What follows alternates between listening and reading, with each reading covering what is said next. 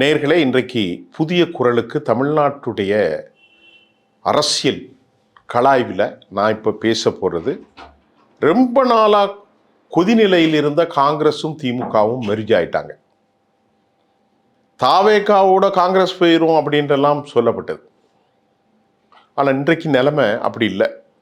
இதற்கு ஒரு ராஜதந்திர யுக்தியை குறிப்பாக திரு ஸ்டாலின் கையாண்டிருக்கிறார் என்ற செய்தி டெல்லியிலிருந்து நமக்கு கசிந்திருக்கிறது. அது என்ன ராஜதந்திர யுக்தி அப்படின்னு பார்த்தா, சிவகங்கை தான் இந்த வேலையை செய்திருக்கிறது. சிவகங்கை மாவட்டம் என்றால் உங்களுக்கு தெரியும், தமிழ்நாட்டில் மிகப்பெரிய காங்கிரஸ் தலைவர் திரு சிதம்பரம் ஸ்டாலினுக்கு அழைக்கப்பட்டு அவரிடத்தில் பேசி காங்கிரஸ் கூட்டணி அமைவதற்கு ரொம்ப உதவி செஞ்சது, பிரயாசித்தப்பட்டது திரு சிதம்பரம் தான். அவருக்கும் ராகுலுக்கும் உறவு அவ்வளோ நல்லா கிடையாது எப்பவுமே. இப்போ என்ன அப்படின்னு பார்த்தா, ராகுல் காந்தியினுடைய பிளே பற்றி நான் ஏற்கனவே பேசும்போது உங்களுக்கு சொன்னேன். மணிக் தாக்கூர் அல்லது மற்றவர்களெல்லாம் இப்படி பேசி கொண்டிருக்கிறார்களே வரம்பு மீறி, இது மத்திய காங்கிரஸ் கட்சியினுடைய தலைவருடைய ஒரு ஆர்டர் இல்லாமல் நடக்காதே அப்படின்ன மாதிரி நான் சொன்னேன். ஆனால் அது இப்போ உறுதி செய்யப்பட்டிருக்கிறது.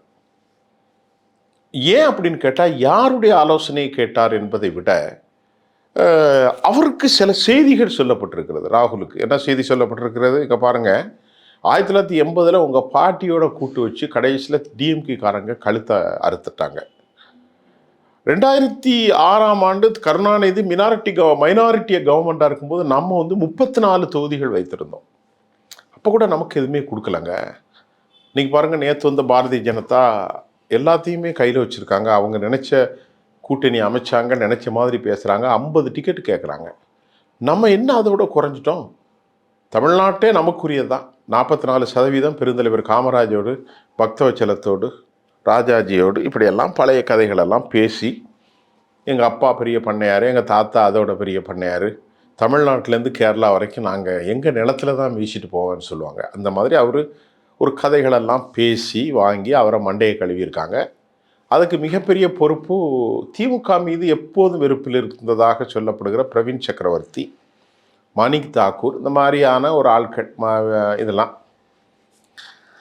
இப்போ இந்த சூழ்நிலையில் டிஎம்கே தலைவர்கள் வேணாங்க, இவங்களாம் போட்டு நம்ம ரொம்ப கஷ்டம், இவங்களை வச்சுட்டே ஒன்றும் பண்ண முடியாது, இந்த மாதிரி கழுத்தறுத்து விட்டுருவனெல்லாம் லாக்கி இல்லைன்ன மாதிரி டிஎம்கேவுடைய தலைமையில் மூத்த திராவிட முன்னேற்ற கழக தலைவர்கள் சொன்னார்கள். ஏன்னா பேச்சு 2 பக்கமே வலுத்துச்சு. அதிகாரத்தில் பங்கு, ஆட்சியில் பங்குங்கிற குண்டை தூக்கி போட்டது 2016 மக்கள் நீதி, அதாவது மக்கள் நல கூட்டணியிலே இந்த பிரச்சனை வந்துச்சு. அதுக்கப்புறம் இப்போ காங்கிரஸ் கட்சி வந்திருக்கிறது. அப்போ அதிகாரத்தில் பங்கு, ஆட்சியில் பங்கு தமிழ்நாட்டுடைய ஸ்டைலும் கிடையாது, இந்த மண்ணு காத்த அழகும் கிடையாதுங்க. இதெல்லாம் நம்ம கொடுக்கறது இல்லை சார் அப்படின்ற மாதிரி டிஎம்கே சொல்லிட்டாங்க. அதுக்கப்புறம் இவங்க எங்கே பார்க்கணும், யாரை பார்க்கணும், யார்கிட்ட பேசணும் அப்படின்னு அவங்க பேசிக்கிட்டு இருந்தாங்க. இப்போ டிஎம்கே ஒரு 4 நாளைக்கு முன்னாடி கெடு விதிச்சிட்டாங்க. 24 மணி நேரம் கெடு கவுண்டிங். இப்போ இன்றைக்கின்னா போன 1ஆம் தேதி சொல்லிட்டாங்க, இன்றைக்கி சாயந்தரத்துக்குள்ளே நீங்கள் சொல்லுங்க அப்படின்ட்டு. அப்போ அன்றைக்கும் சொல்லலை. இதுக்கிடையில் நேராக நம்ம சிதம்பரம் நேராக போய் சோனியா அம்மையை பார்த்து, அந்த மாதிரி நிலைமை இப்படி இருக்குது, நம்முடைய பலம் என்ன, பலவீனம் என்ன, நம்ம தொடர்ந்து இந்த மாதிரி ஃபைட் பண்ணிகிட்டு இருந்தால் 2028, 29 நாம் எலெக்ஷனை சந்திக்கணும் நாடாளுமன்றத்துக்கு. பாஜக ரொம்ப ஸ்ட்ராங்காக இருக்குது, அவங்களுடைய நடவடிக்கைகள் ரொம்ப ஸ்ட்ராங்காக போயிட்டுருக்கிற நேரத்தில் நாம் ரொம்ப பலவீனமாக இருக்கோம் தமிழ்நாட்டில். இந்தியாவில் அதிக சீட்டு 39 கிடைக்கிறது நமக்கு தமிழ்நாட்டில் தான் கிடைக்கிது. இந்த கூட்டணி உடைஞ்சதுன்னா நல்லா கவனிச்சுக்கிடுங்க, பிஜேபி அவங்களுடைய கொள்கை, அவங்களுடைய கோட்பாடு, அவங்களுடைய எண்ணம் நிறைவேறிடுங்க. அதுக்கு நம்ம ஒருபோதும் விடக்கூடாது அப்படின்ட்டு சொல்லியிருக்கார். அதை அந்த அம்மா கேட்டுட்டு அவங்களுக்கு ஒரு சாஃப்ட் கார்னர் எப்பவுமே டிஎம்கே மேலே இருந்திருக்கு.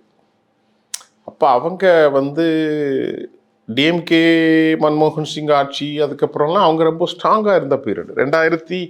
4லேருந்து 14 வரைக்கும் அவங்க ரொம்பவே ஸ்ட்ராங்காக இருந்த பீரியடு.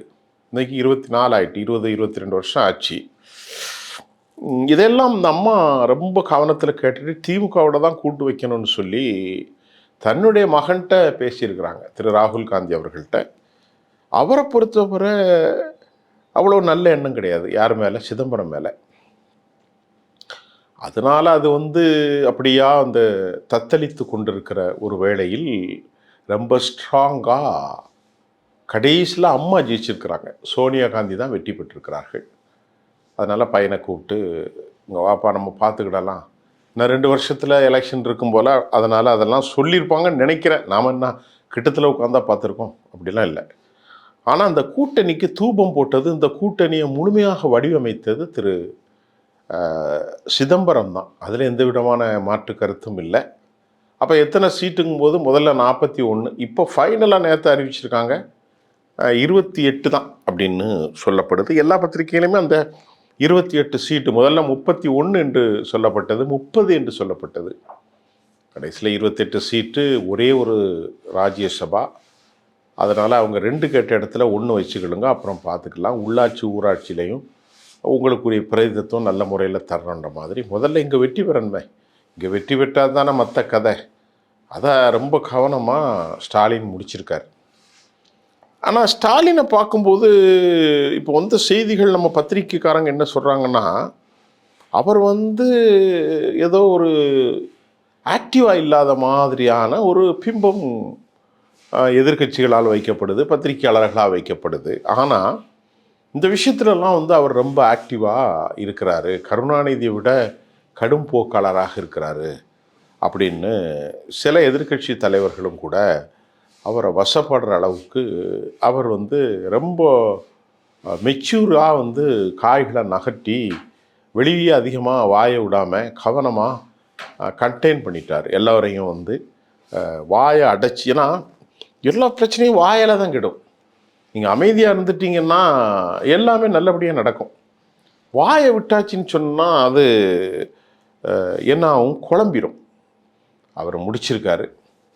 இது டிஎம்கே ஒரு ப்ளஸ் பாயிண்டில் போகுது அப்படின்னு சொல்கிறாங்க. உதாரணத்துக்கு என்ன சொல்லுவோம்னா, மெகா கூட்டணிங்க, ஒரு ஆளுங்கட்சி இவ்வளோ மெகா கூட்டணிங்கிறது அதை எதிர்கொள்ளக்கூடிய எதிர்க்கட்சி ரொம்ப பலகீனத்தை அடைந்திருக்கிறது. எடப்பாடியை பொறுத்தவரை அவர் ஒரு பலகீனமான ஆள் தான். அவர் கூட இருக்கிற பிஜேபி பலகீனத்துக்கு காரணமான ஒரு ஆள். மற்றபடி அவங்கள்ட்ட சொல்கிற அளவுக்கு ஜான் பாண்டியனும் இவங்கெல்லாம் ஒரு பெரிய கட்சி கிடையாது.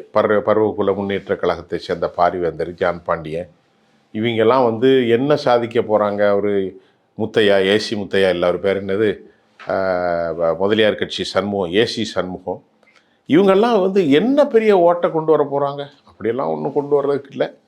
அமமுக இந்த தடவை காலி தான். திருமதி சசிகலா வந்த பிறகு அமமுகவுடைய ஓட்டு பேங்கே கிடையாது. ஏன்னா அவர்களுடைய ஓட்டு தான் அமமுக, தவிர அமமுக யாருமே ஓட்டு கிடையாது. அது அவர் இன்ஸ்டனாக இட்லி சாப்பிடுவாங்கன்னு நக்கல் நையாண்டி பேசிட்டு போனார். இப்போ அவருக்கு தென் மாவட்டங்களில் முக்குளத்தோர் வாக்கு வங்கி எதுவுமே அந்த பக்கம் சேராது அப்படிங்கிறாங்க. பிஜேபி இவங்களெல்லாம் கால் பண்ணி நிதிஷ்குமாரை மாதிரி காலி பண்ணிடணும், வாக்குக்கு முக்குளத்தோர், அதுக்கப்புறம் பிரிஞ்சிருக்கடா, இந்த ஏப்ரல் மே வரைக்கும் ஒன்றாருங்க, அதுக்கப்புறம் பிரிஞ்சு நாசமாக போயிருங்கிறது தான் பிஜேபிக்குரிய எண்ணம். அதை அவங்க வெற்றி பெற மாட்டாங்க. எவ்வளோ பெரிய சாணக்கியராக இருந்தாலும் தமிழ்நாட்டில் சாணக்கியராக ஆக முடியாது. அதில் டிஎம்கே சாணக்கியத்தனமாக காயினை ஒட்டியிருக்கிறாங்க. அந்த கூட்டணியில் பார்க்கும்போது இது எவ்வளோ பெருசாக தான் தெரியுது. ஆனால் இதில் உண்மையாக 2வது இடம் யாருக்கு என்று சொன்னால் 15 விழுக்காடை வைத்திருக்கக்கூடிய 15 விழுக்காட்டுக்கு மேலேயே வைத்திருக்கோம். ஆனால் குறைஞ்சபட்சம் தான் 15 விழுக்காடு போட்டிருக்கேன். 2 தரப்பிலும் பெரும் ஆதரவு பெற்ற தொல் திருமாவளவன். இஸ்லாமியர்களுடைய வாக்கிலும் அவருக்கு ஆதரவு இருக்கிறது. தலித்துகளை தமிழ்நாட்டு வரலாற்றிலே கண்டெயின் பண்ணக்கூடிய ஒரு தலைவராக அவர் மாறியிருக்கிறார். காங்கிரஸ் அவர்களுக்கு பலம்தான், மறுமலர்ச்சி திமுக பலம், அதே பற்றி தேமுதிக பலம். ஏன்னா நாயுடுகள் ஓட்ட ஃபுல்லாகவே இந்த தடவை அதிமுகவுக்கு போகாது, திமுக தான் போகும். மறுமலர்ச்சி திமுகவும் ஒரு நாயுடு கட்சி, ஒரு நாயுடுன்னா அவர் நாயுடு கட்சி அல்ல, அவர் ஒரு நாயுடு சமூகத்தை சார்ந்தவர். தேசிய முற்போக்கு திராவிட கழகத்தையும் திமுக விடல. இப்போ காங்கிரஸை விடல, தேசிய முற்போக்கு திராவிடர் கழகம், மறுமலர்ச்சி திராவிட முன்னேற்ற கழகம், திமுக, இடதுசாரிகள், இஸ்லாமிய அமைப்புகள், கொங்கு அமைப்புகள், இஸ்லாமிய அமைப்புகள் எல்லாமே உள்ளே வந்துட்டாங்க. கொங்கு அமைப்பும் வந்தாச்சு. அது மட்டும் இல்லாமல் இவர் தனியரசு, கருணாசு, அப்புறமா யார் இன்னொருத்தர் பேர் என்னது, இவர் நம்ம முக்கியமாக இஸ்லாமிய நண்பர், அவர் ஒருத்தர் வந்துட்டார். இவங்க எல்லாரும் தமீமுன் அன்சார், இவங்க எல்லாரும் வந்து இது அல்லாமல் அருந்ததியர் முன்னேற்ற கழகம், அந்த முன்னேற்ற கழகம், இப்படி ஒரு தொகை. இது போக 5000 ரூபா எலெக்ஷனுக்கு கையில் கொஞ்சம் செலவுகளுக்கு ஏதாவது கொஞ்சம் கொஞ்சம் கொடுப்பாங்க, கொடுக்காமலாம் இருக்க மாட்டாங்க. இதெல்லாம் பார்க்குற போது உண்மையிலே இந்த போட்டியில் ஒரு ரன்னராக ஆயிடுவாங்களோங்கிற அளவுக்கு அவர்களுடைய ஒரு ஒரு வெளிச்சம் தெரியுது. அது எப்படி நம்ம அடுத்த இதில் பார்த்துருவோம். ஆமாம், கூட்டணி முடிஞ்சிட்டு இனி மலமலன்னு எல்லாமே கொடுத்துருவாங்க. எல்லாருமே சூரியனில் நிற்கிறவங்களுக்கு தான் கொஞ்சம் அதிக சீட்டு ஒத்துக்கிட்டாங்க. மாமாக்கெல்லாம் சூரியனில் நிற்கிறாங்க. பால் உரிமை கட்சி, தமீமுன் அன்சார், இந்த ஒரு சீட்டு கொடுத்த தனியரசு எல்லாரும் டிஎம்கேல நிற்பாங்க. ஆமாம், அப்போ டிஎம்கே கணக்கு தான் வரும். அதனால் அவங்க வலுவாக கொடுக்க போகிறாங்க. இதுதான் இன்னைக்குள்ள விஷயம். ரொம்ப நாளாக இழுத்துக்கிட்டு இருந்துச்சு. தாவக்காவில் செங்கோட்டையன் சொல்லிட்டார், எங்களை காட்டி அதிகமாக சீட்டு வாங்கிட்டான்னு சொல்லிட்டார். தாவேக்கா தனித்து நிற்குது. தைலாபுரத்துலேருந்து பைய தூக்கி வச்சுக்கிட்டு இருக்காங்கங்கிறது மட்டும் தெரியுது. டாக்டர் கிருஷ்ணசாமியும் வெளியே உட்காந்துட்டு இருக்கார். அடுத்து நம்ம பார்ப்போம் யார் யாரெல்லாம் சேர போகிறாங்கன்ட்டு. இன்னும் அவங்க மட்டும் ஃபைனல் ஆகட்டும். ஆன பிறகு தான் ஒரு கிளியர் பிக்சர் கிடைக்கும். மீண்டும் அடுத்து சந்திப்போம். நன்றி.